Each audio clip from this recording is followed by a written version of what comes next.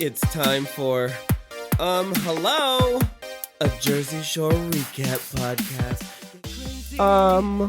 Hello? Hello? We're back.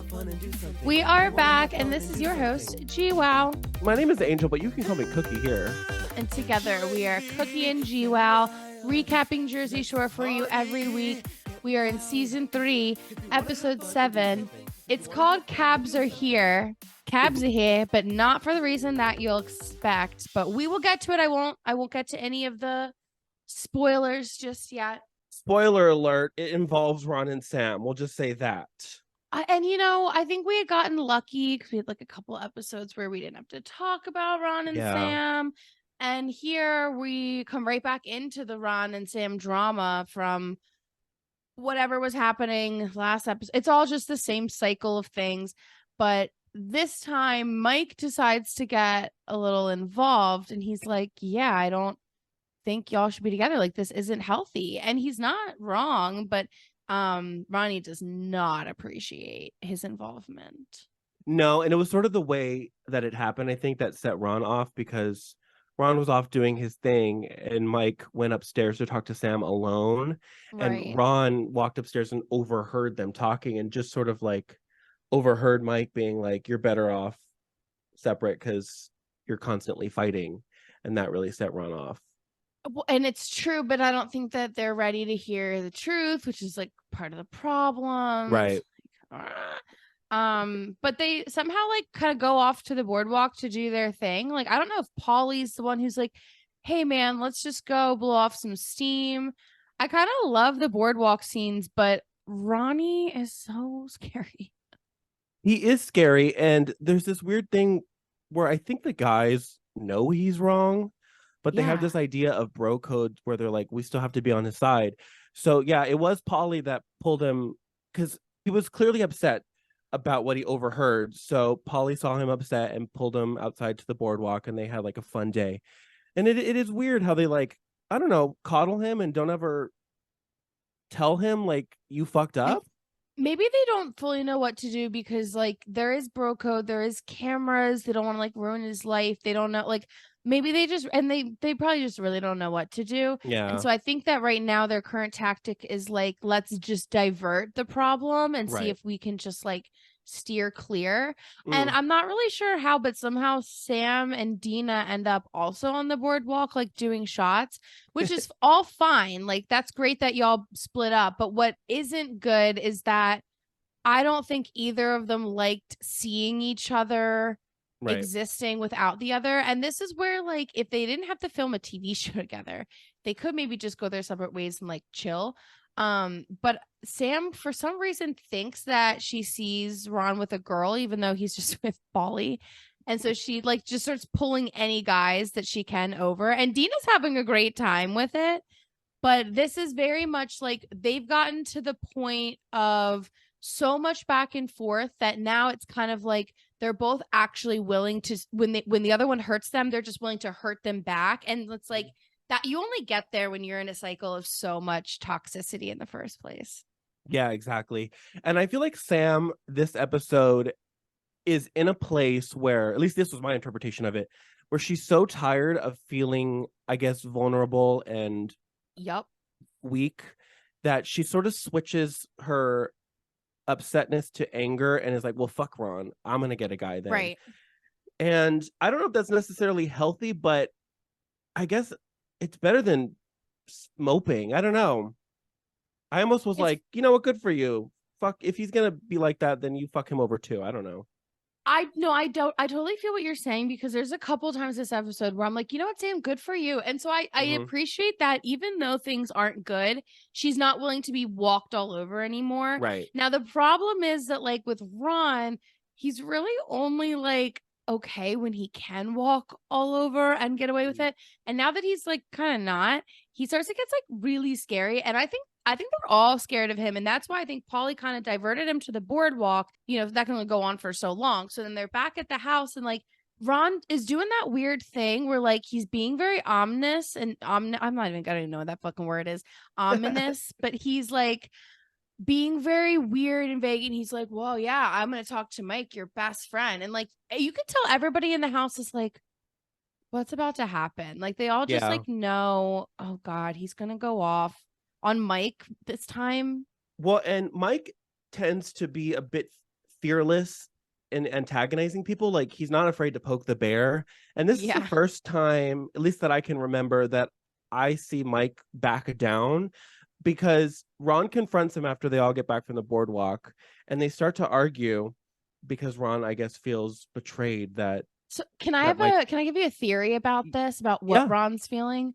Yeah. Because he says a couple things that's like, okay, I'm wondering just like timeline of events. We've talked before how like Sam got to see the Miami footage, we think, and she's saying to Ron, like, I saw this and I saw that. And I'm wondering if at this point in time and during this fight, Ron has also seen the footage, because he references when Ron was when Mike was the one to confirm some of the things for Sammy. And it's again, like, that's something that's shown that like maybe they didn't know. And who knows if Mike has seen it by now. And I feel like, I know I'll let you go where you were going with like the way Mike handles it. But my theory on why Ronnie is so pointedly mad at Mike kind of out of nowhere is because he saw the footage, knows what Mike did, and then saw him in the moment then kind of befriend Sammy, and was triggered by the footage that he just recently saw. Does that make sense? Yeah, it does make sense. And I completely agree. I didn't write it down, but when I was watching it, I had the same thought, that Ron was in the same place that Sam was in a few episodes ago, where she kind of has to tiptoe around the fact that she saw footage from, because at this time they kind of had to pretend the cameras weren't there. They didn't really break the fourth wall. So they kind of have to tiptoe around the fact that I saw the footage. And I felt the same thing you were saying. I think Ron saw it and saw that Mike was the first one to officially confirm the note in Miami.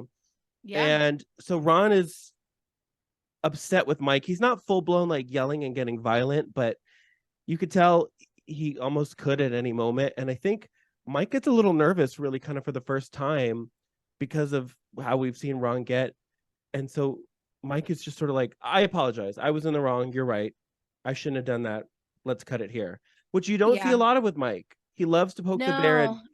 And so I don't think that Mike's been pushed far enough yet for him to be ready to like combat it. Like, I think the energy Ronnie was bringing was really not equal to where Mike was at, which is why he was like, yo, I'm just like not dealing with this, which is a much better place for Mike to be than when he's ready to, like, I don't know, be snitchuation or something. Well, my kind of theory on Mike is that I think he's a bit of a troll, and he likes to antagonize and piss people off, but he likes to do it in a controlled way. And he likes to sort of like, I don't know, I think he feels like he can control it. Whereas with Ron is so unpredictable that you kind of have no idea where it would go with him. Like, it could get violent. Yeah, let's put a pin, because I have so much more to say about Ron and violence. So we will get more to that. Let's go to the one of the only fun moments this episode. one of. It's not the only, but one of. Roger comes over for date night with Jenny, and they go out to a Mexican restaurant. And we've talked before about how Seaside is a pretty small town, and I think that is very much the case in this instance, because they go to the restaurant and everybody's like, Roger, what's up, Roger? Hey man, what's going on? And I love that Roger's like, what's going on, man? What's up, Playboy? Like, he is just like the king of the town, and JWoww is like, what the fuck did I get myself into? And he's probably got a little clout now because he keeps hanging around with Jenny, and he's on camera a lot. So I wonder if his friends like think like, oh, he's part of the show now. So like, he's really, you know what I mean? He's probably got a little Seaside clout. They're probably talking about him. I can see that. I didn't even think about that, because they are starting to be notable at this point, just locally and now like nationally. Yeah, and like the season hasn't aired yet, so they don't know that he's like a character on the season, but he's been on camera a lot, so they're probably, word spreads. They're probably like, let's hang around fucking Roger. He's on camera all the time. One of the only things I'm excited to talk about in season 4 is the whole Roger conspiracy drama. So I love that we're getting a little bit of like starting to build the storyline of Roger and Jenny, because if you remember, like, this is still early days for them. She just was with Tom, and they just started like really being able to go full throttle. So it's fun still. It is fun, and we'll talk more about it later, but this season has multiple men that have existed in Stick the around Jersey for a Shore while. universe for a long time. Yeah. Season 3 was a big season for like introducing men into the girls' lives. Yeah. Because we meet we'll talk about him later, but I think we meet Gianna this season too, right? We already met him earlier when he cockblocked. We'll talk more about he'll him. be back. Well, let's talk more about everything after a little break. Can't get enough of hello? Never. Well, check us out on social media. We're on Instagram and TikTok at hello pod. And if you are listening to us, but you'd rather be watching, you can go to patreon.com/hello. There's also going to be tons of bonus content, including bonus episodes and behind the scenes, like how I got my Snooki pove. And last but not least, if you're a brand or you just want to give us money, send us an email, a professional email at hellopod@gmail.com. All right, let's get back to the show already. Okay. Hello. Hello to you. We're back. We are back, and please, everybody, buckle up because we unfortunately do have to talk a lot about Ron and Sam drama. They're going in circles, and I think a lot of it is just because they're like kind of broken up, and they kind of like are still like giving each other attention. They're living in the same house. So even like small things escalate so quickly. Right. And a lot of it's about Miami still. It's like so much talk about Miami. That's the thing about so much of the show to this day is affected by Miami. That season, like, did damage. It did damage to all these people's psychology. It like ruined their it affected their friendships and relationships in a way that's I told you, I think I said this in a previous episode. It was like almost like the Big Bang, where it's like it's just still echoing throughout the universe to this day. It's been like, time is like measured by before and after the note. The note, exactly. Where the note, but really just the Miami season in general, because that's you know when the cheating happened and everything. And so they're discussing Miami again, and Ron brings up, and I think this is his way of sort of trying to equate their behaviors and like make her seem as bad as him. She brings up that in Miami, Sam gave her phone number to a guy. And if I recall correctly, was that someone she already knew, or what was that situation? I don't even remember that. Anything that he's bringing up is just grasping at straws. Yeah. Like, and he said, like, you did this, you don't know what, like, you deserve this. And it's all like bullshit, and it's all gaslighting. It's all victim blaming. The only thing that I enjoy about this scene is Sammy's accent, because I was watching it and I literally just, as I was watching it, turned to my girlfriend to just be like, you embarrassed May. You don't deserve somebody like May. And I just can't stop saying that now. You embarrassed May. I think that's why so many of the iconic videos and clips from that show are Sam, is because of her distinct accent. It's so Jersey. And it especially comes out when she's upset. Yeah, Ron, stop. For sure. So she does decide to go out with the girls, which fuck yeah. I'm really glad that she has made up with the girls by all of these hyper dramatic fights, because I'm so glad that she has that. And just off topic, but Snooki is having an amazing hair season. Not even hair day. Yeah, she looked good. This season, her hair's beautiful. And I think it's because she figured out how to do voluminous waves over, not that, no shade to the poof, but she got the dyed hair. Oh my God, I just think she's beauty. She did look good. I thought the same thing. And I don't think I've ever seen her hair that way. So she looked stunning. It was very flattering. I did want to note too, as they're getting ready to go out, because maybe I was jumping ahead a little bit, but they're getting ready to go out, and Vinny and Paulie are having kind of a conversation about how they're so over the Ron and Sam drama. And I feel that's kind of where we're at this point, even as viewers. As somebody watching this, it wasn't fun to watch this episode. It was a lot of me thinking if I skip ahead, am I gonna miss things? That's very much what I was thinking. Yeah. And I'm just kind of okay, so the boys are sick of it. the audience has to be sick of it. The producers have to be sick of it. And my biggest thing is like when Ronnie starts throwing stuff, what like the producers still don't want to step in. Like, let them fight and say shitty things to each other. Fine. But like, he's destroying property also that you're going to have to pay for at the end of the day as like MTV.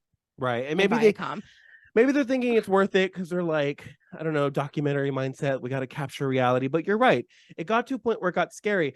I don't know if we talked about like how Ron and Sam were upstairs arguing, and he starts saying basically, if you're so unhappy, get out. And so he starts throwing her shit around the room. Right. And there's this moment where she's like on the bed, and he grabs the bed and starts like dragging it across the room, and it's almost actually falls off. Domestic violence. It's record of like it's actual domestic violence here. It's like actually scary, and I agree with you that I'm surprised I didn't see any producer intervention at all. A lot of times when fights get really scary on reality shows, you'll see them break the fourth wall and producers come in, and I didn't see any of that. Like there was no intervention at all. I mean, the guys, how unsafe must Sam feel, right? Like that you have to, and like Ronnie is bigger than all those dudes, and she's depending on his friends to defend her. Like I would be so scared. I can't even believe that Ronnie is still employed with MTV. Right. I thought the exact same thing. Disgusting. When I saw the moment where Ron was throwing the bed with Sam on it, I was like, my first thought was this should have been his last season. Yeah, that should be his last episode. Hey, Ronnie, you need to take a break because you got physical, so we need you to step away. Yeah, exactly. Hello, where was that? Hello. Exactly, I agree. Like he should have had his Angelina moment where he left and got replaced next season, and they brought in a new guy. I really think that, and the fact that he's still like, we shouldn't talk about him anymore. But it's just shocking to me that production still likes him. I don't know. Maybe he's like close with them behind the scenes. I just think they thought he was more important than he is. Like we would have been fine without him. I promise. Everything would have been better, I think, without him, because we would have gotten more funny moments. Now, we did talk about like Sam having a better attitude, and so and maybe that is because she's got the girls behind her, because Snooki's like, let's go put you in something hot. We're gonna bring your bed downstairs. You're gonna be with us, and let's go the fuck out, and let's do him just do more dirty than he's done you. Let's do it. And Sam's like, okay, come to my closet. Let's do it. Like you can see her like mindset shift. Well, before they go out though, I think it's so sweet because she goes to sort of like shower and get ready, and while she's doing that, Dina and Nicole, they decide to move her bed downstairs by themselves. And it is such a fun meatball moment because that house is built kind of weird. The staircase is like tiny, and there's like a sharp turn to get into the stairwell. And the poor things gave up halfway, like left the bed. Well, they're also in their club dresses and heels as they're trying to do this. So that doesn't help anything. Just. And I have to say, I had that exact same bed. It's from IKEA, and it does come apart. It breaks into pieces without screws or anything. It's just like connected by hooks. So these girls didn't know that. They didn't know, and they gave up halfway through. They like left the bed halfway in the door frame, and they just grabbed the mattress and took that downstairs. But I just thought it was a cute moment of like the girls getting her stuff out of there and moving her downstairs. I kind of love this whole like sequence of scenes where they get to like ride the mattress down the stairs, get Sammy all hot and ready. They go to the club together. It's very like empowering of like, I don't know, it was very of the time of like men suck, but you'll always have your girls, like, you know what I mean? And I actually love Sammy, like as a character, as a person, just whatever. And so she comes in and she's like, we need to find a hot guy. Let's find the hottest guy. And she literally gets up on the table. I need a hot fucking guy right now. Hot guys, come here. And I'm like, yes, bitch. Like you go. Yes, fucking bitch. I'm obsessed. I thought the same thing. I felt so proud of her. Like her whole energy shifted this episode. I feel like she had like a different confidence and felt empowered, because she was obviously trolling Ron a little bit, but She got up on a platform Good. and literally was hell yeah, good, and was shouting that she wanted a guy immediately. And she kind of just plucks some random guy from the dance floor and starts dancing and grinding on him. And it was a fun moment. She looked hot. The outfit she was wearing was so cute. I really liked that outfit. She looked good. I think that what should have happened, and what she thought was going to happen, was Ron was going to be like, I don't want you up there on one other guys. I don't want you hooking up with anybody. I just want you to be with me. And then they would figure their shit out.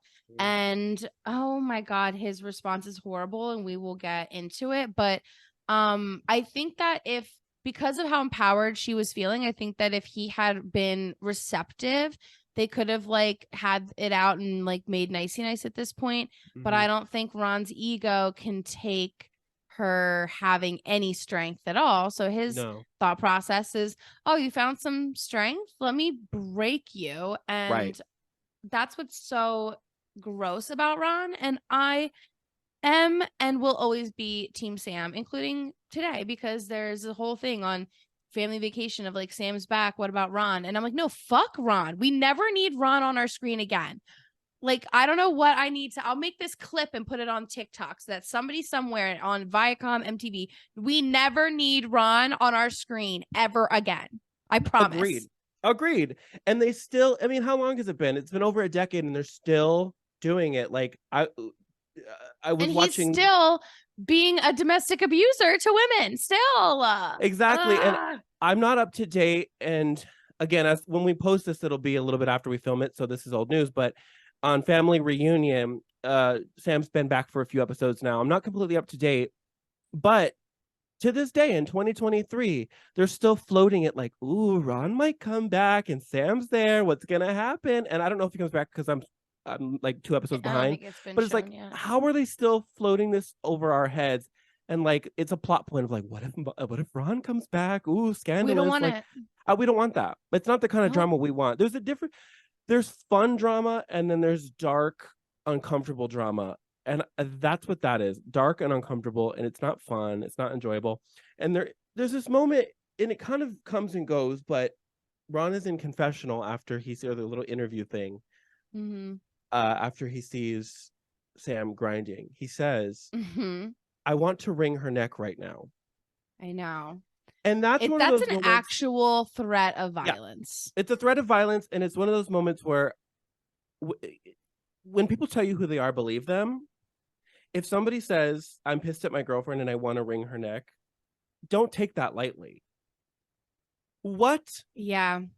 And that phrase was honestly really triggering for me to hear too. And I think that was kind of prevalent at times in Italian households where like, and this isn't me excusing Ronnie, because when you hear those words, those are scary. But I think like sometimes things become more like colloquially acceptable and like phrases and things. And like, this is where like, when he says things like that, and when they call them like the tank tops wife beaters and like those kinds of things, it's just like a very gross side of Italian culture. And like, we see a lot of this. I don't know if that's gonna make the cut or not, but we'll see. Well, if it does, we see a lot of that, and I don't even know that you mentioned Italian culture, but I think this is just like a very much a thing in like masculine patriarchal culture in general. Yeah. And like even in even more light moments, like in season 1, I remember, maybe season 2, Vinny was like had that girl that was like he felt was leading him on.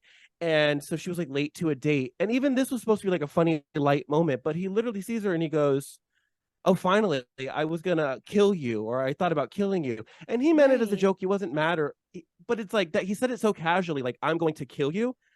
And he just didn't even know that was wrong to say. And it's so, I agree with you. It's crazy how lightly people throw around these threats, even when it's meant to be taken lightly. It's still a threat. It's still what? Yep. It's gross. Let's take a little break, and then we will wrap up the rest of this ugliness. Welcome to Sapphic Survival Guide. My name is Cheyenne. I'm Gina. Class is now in session. How do you define queer style? How do you communicate that you don't want to U-Haul at all? Right, as literally every queer woman I meet hate Geminis. How do I deal with the most devastating breakup I've ever been through? Sapphic Survival Guide. We're happy to be queer to answer your questions. Hello. Hello. We're back, and there's a little bit more darkness, but then there's some fun moments at the end of the episode, so there's some respite.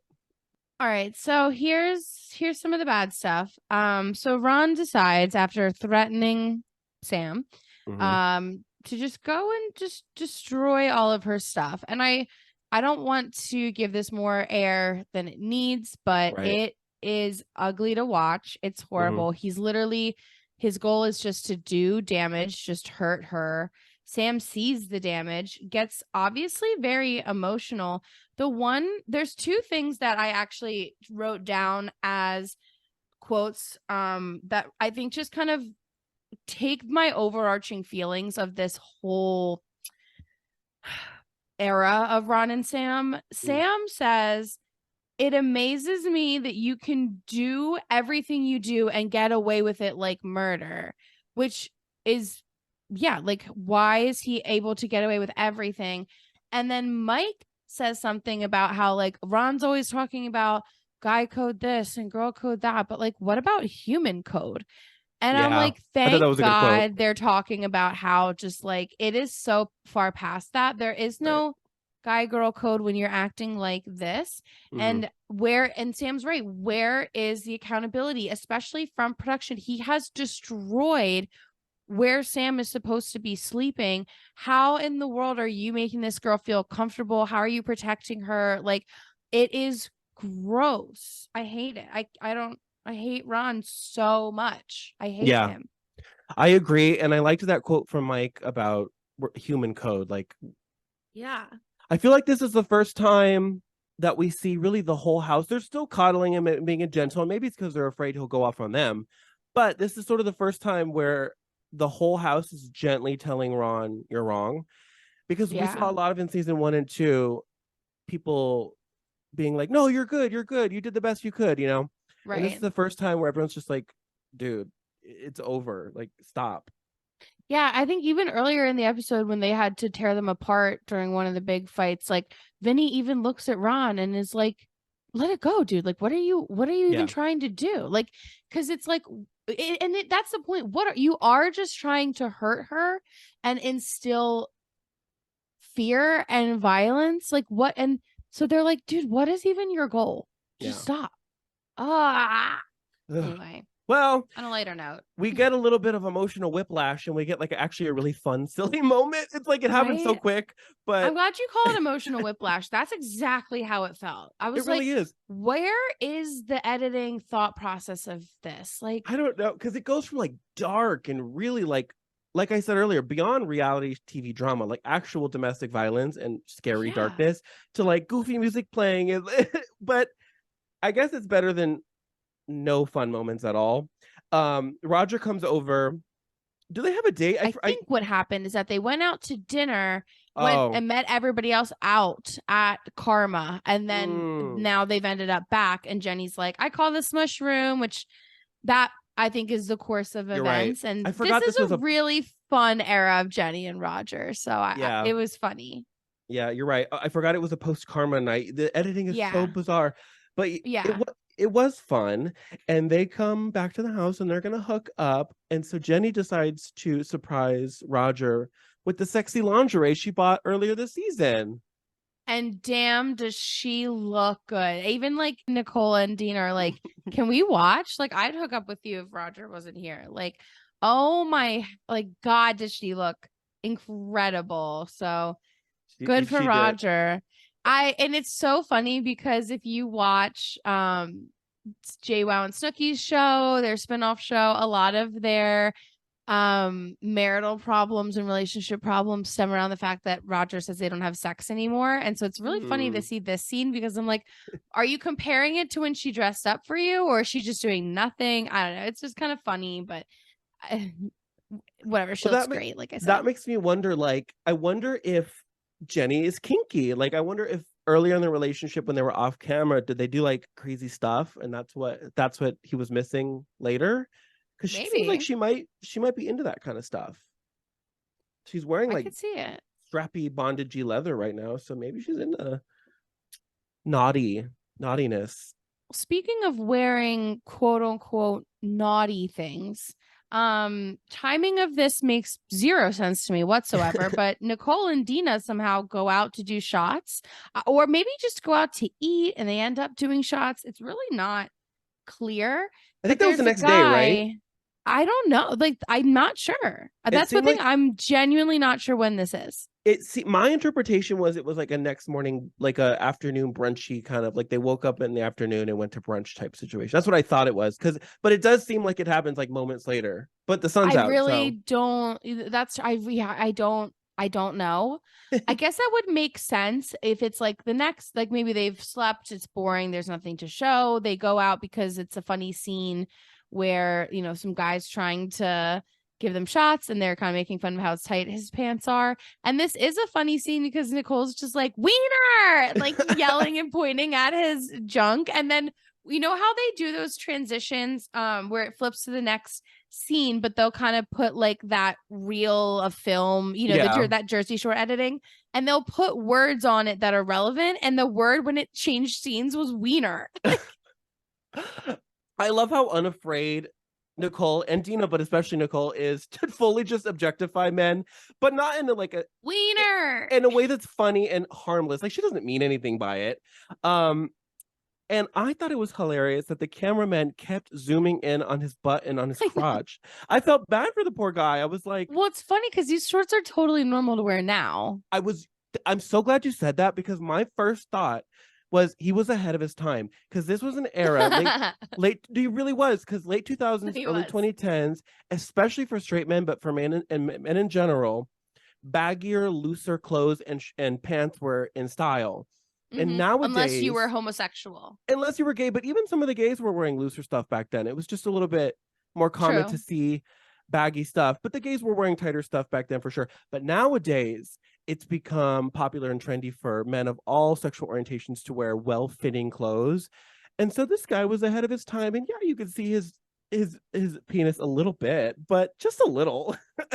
His butt looked good in the shorts. He's giving you a little preview. Like, what do you want from the man? But they were talking about how, like, oh, you could see definition, but you couldn't. They kept zooming and I didn't see anything. And trust me, I paused and took a good look. I can't stop. Wiener. He must have thought it was funny too, though. He signed the release form. His face wasn't blurred, so he must have thought it was fun too. True. Yeah, true.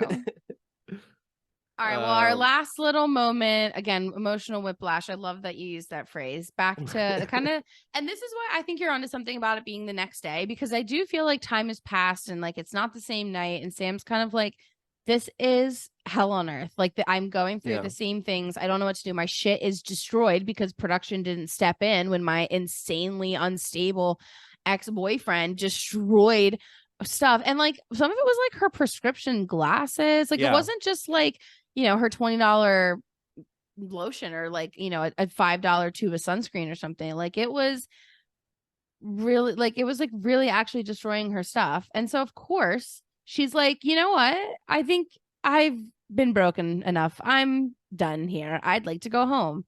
Duh. I don't blame her at all. And you know what? My first response was I wish Ron would have left instead of her. However, even if he did, I still think leaving would have been the best for her, even if Ron wasn't there. Because I feel like what she experienced was like, I think she needed a break. It was probably the best thing for her was to leave. I do think she needed a break. Spoiler, she will be back eventually, but I do think she needed to like step out and get grounded and get some comfort from family and friends. Yeah. And I also think it takes her leaving for Ron to really realize what a monster he's been. So I also think there's that side of it. And he's so willing to like push her. But then the second that she's actually at the edge being like, okay, I'm going to jump. You've pushed me. He's like, well, wait. And like, I think her actually being like, no, I'm really leaving. I think was good for him to realize how, because this was like way too far. This wasn't a fun episode to recap. This wasn't fun to watch. He went too far. And if that's what it took for him to realize it, okay, I would love for him to, like you said, to be the one who left. But whatever, as long as Sam gets what she needs. I agree with you. And there's a parallel earlier in the season, because earlier in the season, she threatened to leave. She even called her mom and said, come pick me up. She started to pack. But Ron did that thing that he does, which is when he switched into like crying and I'm so sorry and I want to be better. And so she sort of took the bait that first time and said, okay, I'll stay. And this time he tried to do the same thing. He tried to cry and be like, wait, no, I don't leave. We could fix this, you know, that kind of energy. And she's like, I won't even sit next to you. That's what I was like. I felt like this whole episode was she felt empowered. As dark and tragic as it was, she felt very empowered this whole episode.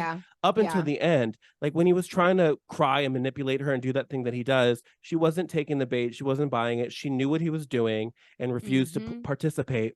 And I thought that this was a real sign of strength for her. I thought she did the best thing she could for herself. And I was really happy for her. But I will say, the poor girl, she finally leaves and they follow her. MTV follows her and makes her do a little piece with her mom, which I was like, let the girl go home and like go home. Why do you have to follow her?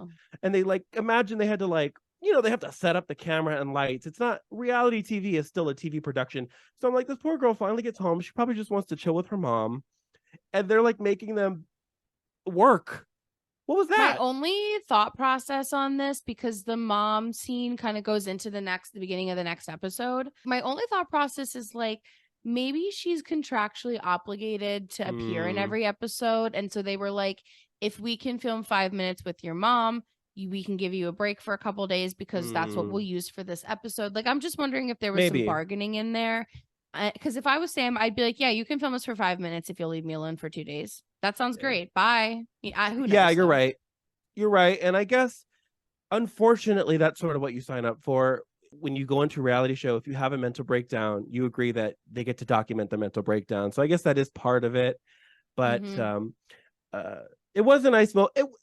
With all that being said, though, it was a nice moment because it was like seeing her mom comfort her, and it was like her being home. It felt like a good thing for her. So, and I know how that is. I don't know if everybody does this, but when I go through a breakup, the first person I go to is my mom as well. So I related in that sense because I've done the same thing in the past. Well, would you like to end with our cookie quote? Sure. Would you like to be Dina or Nicole? I'll be Dina. I love Dina. Okay, and this is, of course, when they are in their club dresses and heels moving Sammy's bed downstairs, or attempting to move Sammy's bed downstairs. Right. Okay. You get the front, I'll get the back. You would want the back. Oh no, that's me. Oh, how did they do this? It's not happening. The staircase is like really, really small and the bed is like really wide. And it's kind of like an analogy of Vinny's penis not fitting in my pinhole. End scene. Ew, I don't like that. They love to talk about it. I know, like, they're just friends now and whatever, but they love to bring up the fact that they smushed. And I just know Vinny loves that shit. Watching it back, hearing her talk about it all the time, I know he loves it. He's gotta. What a good friend she is. I think that's it. This is the darkest episode of the season, so there's more darkness to come, but not quite this dark. So we got through it. Well, goodbye. Goodbye. Hello. No, goodbye. If you want more of the podcast, you can follow us on any social media at Hello Pod. We also have a Patreon, patreon.com/hello. We've got a video feed there so you can see our beautiful faces while we recap Jersey Shore. And we've also got a little bit of behind the scenes bonus content for you.